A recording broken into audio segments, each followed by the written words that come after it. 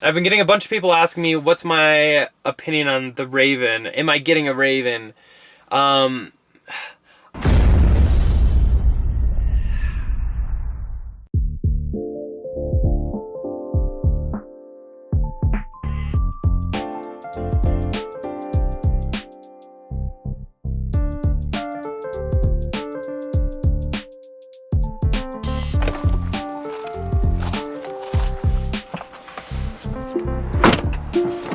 So as you can kind of tell by the title, this Model X that picked up maybe like a month or so ago, and maybe a little bit more, maybe like a month and a half now. I don't know. Time flies by.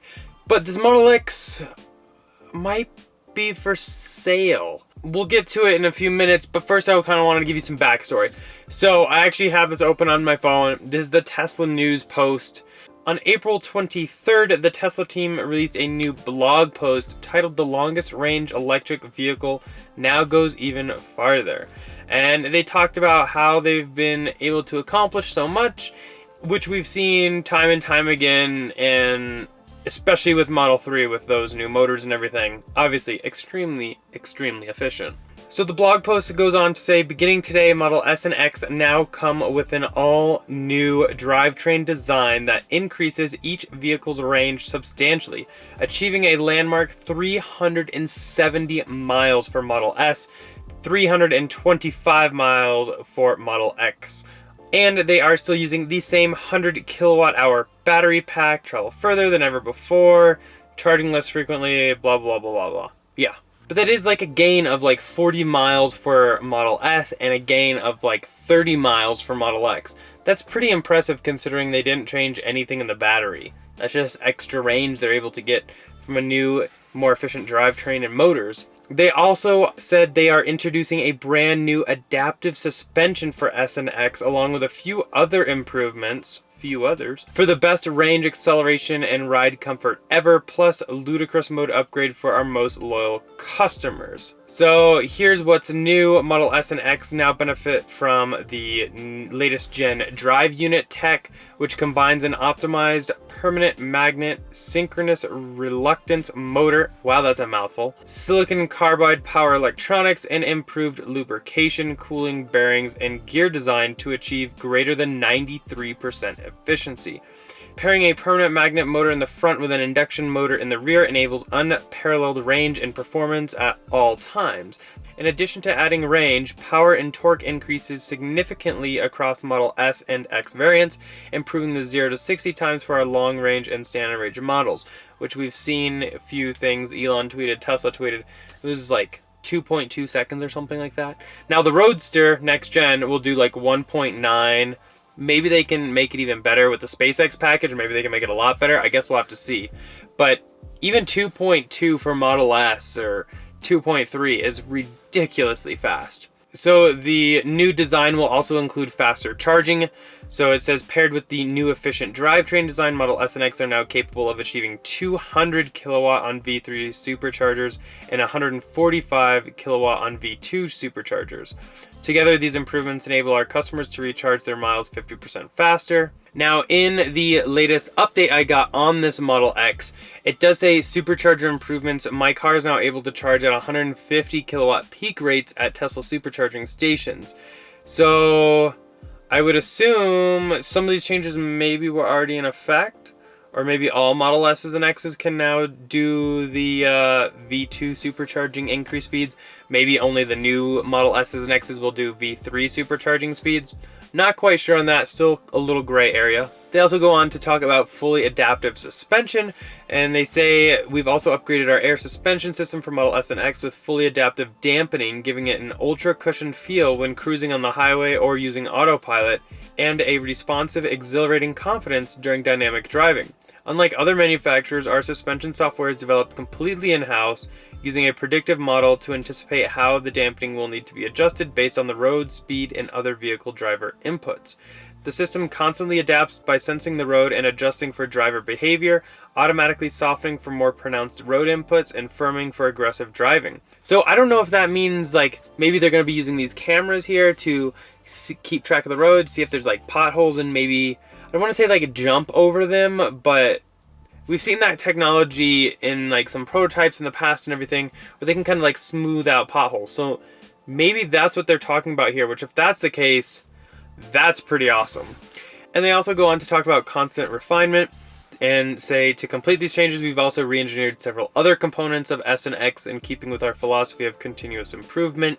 These updates include new wheel bearings and new tire designs to improve range, ride, and steering. And while these changes might seem minor, together they have a meaningful impact, especially when it comes to EV design. And they also reintroduced the low entry price for Model S and X by bringing back the standard range option, which came, then left, and now is back again. But they also go on to say, as a thanks to current Model S and X owners, if anyone wants to purchase a new S or X Performance, you will get the Ludicrous Mode upgrade, a $20,000 additional price point at no additional charge. So that's pretty awesome. So a lot of stuff kind of changed on April 23rd when that hit.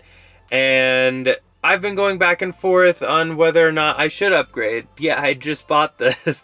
So it's probably not the best time to upgrade, I'll admit that. Really, the only big differences are going to be the drivetrain, which would technically give me 30 more miles of range, which range is always great, but 300 or 295, whatever this is rated at, is actually plenty for me. I think road trips won't be a problem. Haven't done any yet. Been trying to keep the mileage down in case I sell it. But we have the S, we have the 3, we've done road trips in both of those, and the 3 has a range of 310 miles, and this has, I think, 295. If I can do a road trip in a 3, I can do a road trip in an X. Long range, of course. So that's not a problem. The faster charging kind of goes with road trips. I don't use supercharging much at all, only on road trips. And I actually don't think S or 3 took that long. So that's not a huge deal breaker for me. Fully adaptive suspension might be the deal breaker for me. If this can really even out roads, Colorado roads, in case you're not familiar with, have potholes everywhere. They're horrible. I hate them. For the amount of money we pay in taxes and all that crap, I feel like they should be much, much better. But there's a ton of potholes because the winters and the summers. If that could really even everything out, that might be worth it to me. But I would like to play with that before I go plunk down another $110,000. And then they say some other constant refinements. So I'm sure that's... Sorry, that was David calling.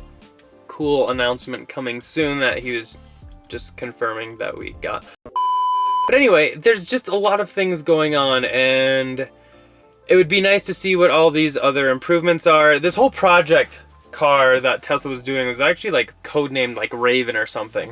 And I've been getting a bunch of people asking me what's my opinion on the Raven. Am I getting a Raven?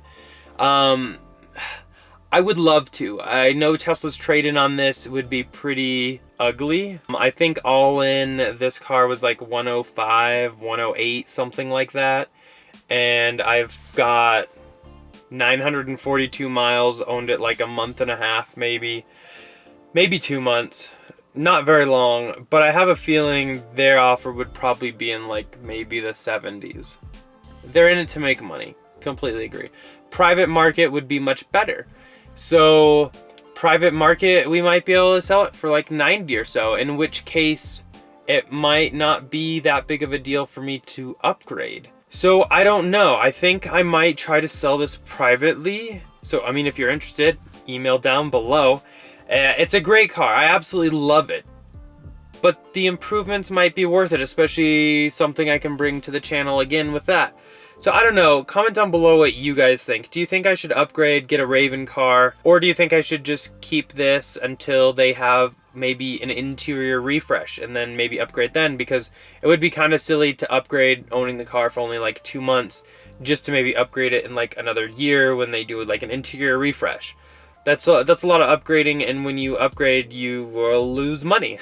So, I don't know. I'm torn. I really kind of want to sell it and get the new Raven, and I kind of want to wait until like next year, maybe the following year, and get a refresh. There's also a lot of fun things already that were in progress for this car that I've kind of put on hold. Some different modifications and whatnot, because really, if I'm going to sell it, there's no point in doing the modifications to it, because that doesn't really increase your resale much at all. But that's where I'm at. I mean, if someone asked me what they should do, I would say if you're okay with the range and the air suspension is fine as it is, which I have no problems with, don't upgrade. Save your money. Wait until something new, like an interior refresh maybe hits, or like a bigger battery, something like that. So yeah, I don't know. Comment down below what you guys think I should do. What would you guys do in this situation? Are you kind of holding out for more of like an interior refresh or what? I think it might be best if I wait until something else happens and then upgrade, because that means I can do the mods to this car and have a lot of fun with it for a year or two and then trade up. Maybe that's what I should do. I should be responsible. It's just so hard. But yeah, I know a lot of you guys have been asking in a lot of videos, so I figured it's time I address it because I myself was looking into things.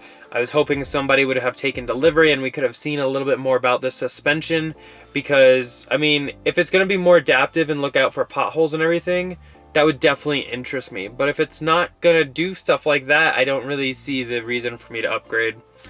I don't know. That's just a one-on-one conversation here. But anyway, that's pretty much it. Hopefully you guys enjoyed it. Comment down below with what you guys would do or what you think I should do. Always curious to know. And again, huge thanks to our channel sponsor, Abstract Ocean, for helping everything out with the channel. If you guys are looking to accessorize your Model S, X like this, or Model 3, definitely check out their website. Everything's linked down below.